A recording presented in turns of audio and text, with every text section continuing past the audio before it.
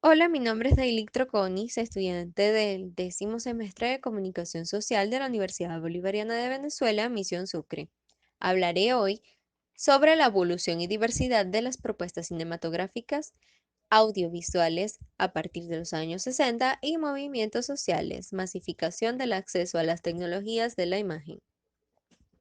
En 27 de diciembre de 1895, los hermanos Lumière crearon el cinematógrafo. Junto a esto, se crearon pequeñas imágenes en donde se veían cosas cotidianas y no tardaban más de 15 a 30 segundos. Luego de esto comenzaron a generarse muchos subgéneros de este séptimo arte que serían cine documental, cine experimental, cine mudo, entre otros. También con esto vino la evolución de lo audiovisuales. Para entonces, en esa época no había mucho audio, puesto que solamente se estaba experimentando con la imagen y la calidad era muy baja. Poco a poco se fue evolucionando tanto el audio eh, como la imagen, dando así mucho más que enseñarnos. Con la llegada de la ciencia ficción, dimos un gran vuelco al audiovisual. Una de las primeras películas fueron la conocida Star Wars, que revolucionó mucho lo que fue la ciencia ficción y los efectos especiales.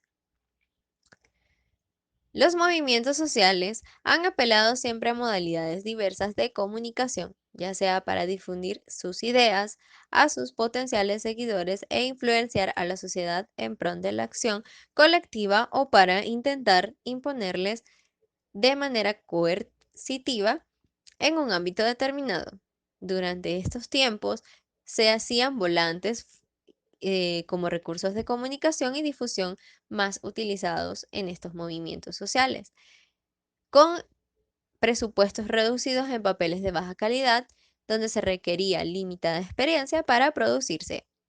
Pero con la llegada de la tecnología, o mejor dicho, del Internet y redes sociales, como el Twitter, que cambió considerablemente el accionar de las propuestas en contra de quienes dudaban inicialmente sobre su real trascendencia.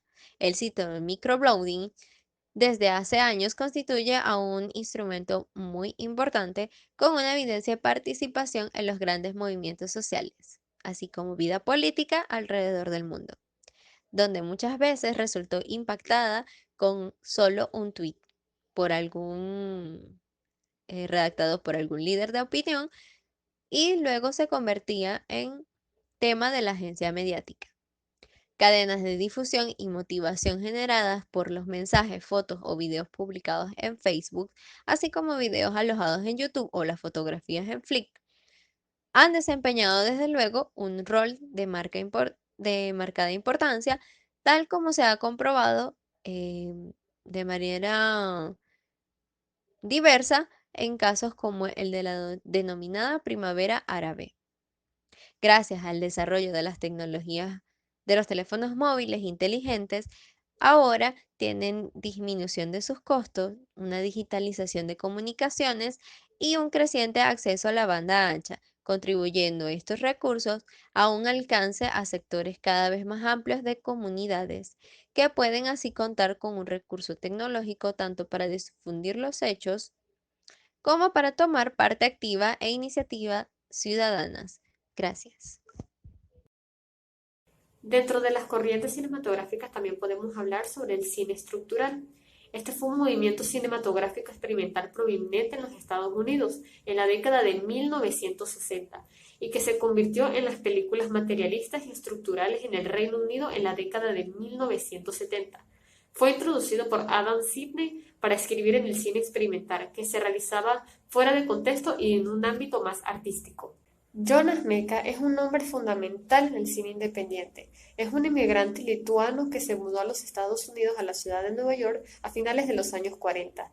Creó la revista Film Culture y escribió durante todos los años 60 para una importante columna en el Village Voice, donde promovió el cine más arriesgado y radical de su tiempo, el cine experimental. El film de Mekas comienza con los primeros años en Estados Unidos, su vida en Brooklyn con los exiliados lituanos. Mekas reflexiona sobre su decisión de sostener un diario filmado, no perder su vida del modo que se sentía la pérdida de su niñez. El cine diario surge como resistencia a la pérdida de la memoria, a la pérdida de la propia vida, y como reacción a la experiencia de haber sido arrancado del hogar, de la casa, de su pueblo y finalmente de su país, finalmente del continente. El cine surge del exilio y es inicialmente un intento de resistencia al poderoso sentimiento de haber perdido un anclaje con la tierra y con la propia historia. Mekas define el cine como un ejercicio del exilio. Es un modo de agarrar la realidad, el mundo, registrarlo en su más firme materialidad y mostrarlo con los demás, además de que queda como un recuerdo fidedigno de todas las vivencias de que cada persona vive.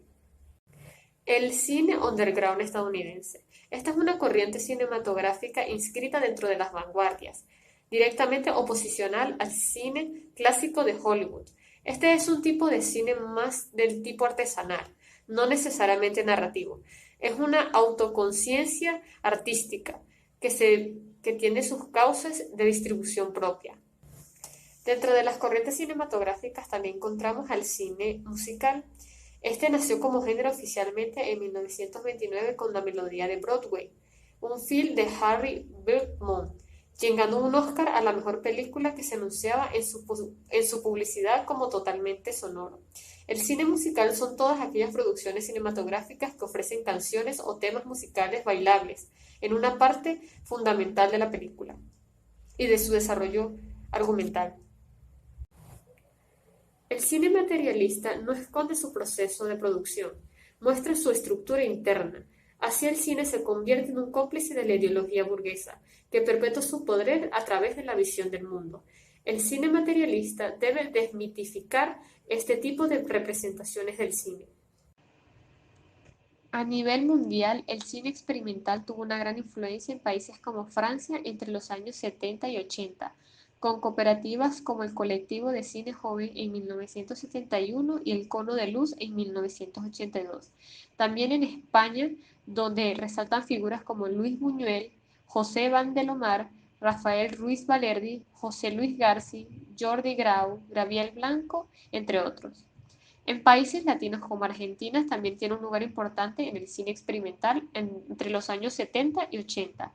Una de sus figuras más resaltantes es Narcisa Hirsch, la cual dio vida a obras como Patagonia en 1970, Adiós en 1980 y El mito de Narciso en 2011. En Venezuela se data que sus inicios son a partir de los años 70, pero se cree que no existe en el país una lista de todos los artistas experimentales y sus obras.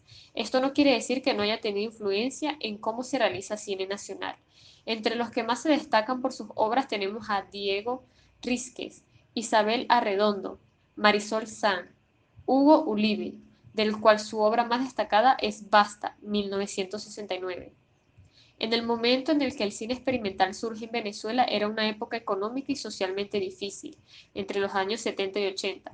Por ello se cree que uno de los movimientos más importantes para incorporar la libertad de expresión al cine alternativo fue el movimiento social de cine experimental Super 8, el cual se extinguió en la década de los 80 debido al desplazo fílmico de los videos a la categoría de amateur o doméstico, lo cual impidió que se popularizara en el país, aunque destacan obras como la de José Castillo, cuyos trabajos siguieron teniendo relevancia años siguientes entre otras artistas independientes.